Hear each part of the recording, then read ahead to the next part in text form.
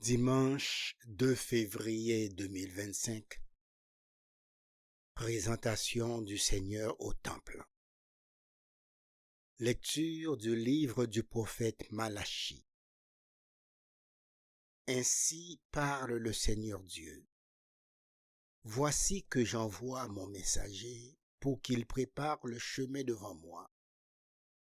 Et soudain viendra dans son temple le Seigneur que vous cherchez. Le messager de l'alliance que vous désirez, le voici qui vient, dit le Seigneur de l'univers. Qui pourra soutenir le jour de sa venue? Qui pourra rester debout lorsqu'il se montrera? Car il est pareil au feu du frondeur, pareil à la lessive des blanchisseurs. Il s'installera pour fondre et purifier. Il purifiera les fils de Lévi, il les affinera comme l'or et l'argent. Ainsi pourront-ils, aux yeux du Seigneur, présenter l'offrande en toute justice. Alors l'offrande de Juda et de Jérusalem sera bien accueillie du Seigneur, comme il en fut aux jours anciens, dans les années d'autrefois. Parole du Seigneur.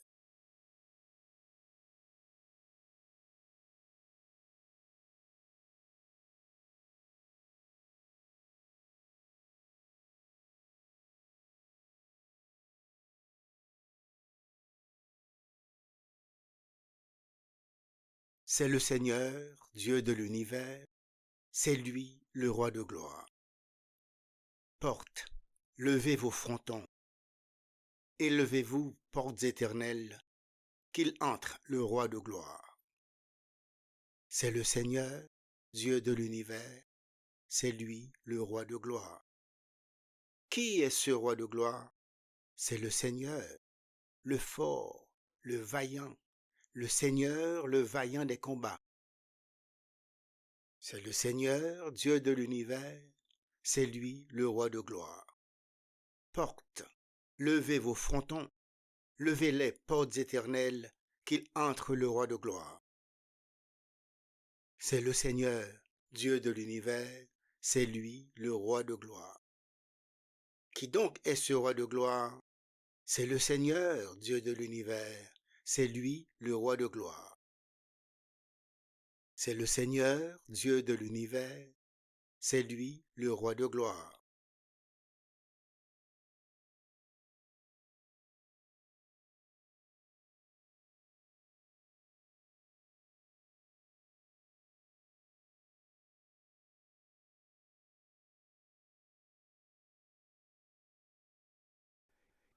Lecture de la lettre aux Hébreux. Puisque les enfants des hommes ont en commun le sang et la chair, Jésus a partagé lui aussi pareille condition. Ainsi, par sa mort, il a pu réduire à l'impuissance celui qui possédait le pouvoir de la mort, c'est-à-dire le diable, et il a rendu libres tous ceux qui, par crainte de la mort, passaient toute leur vie dans une situation d'esclave.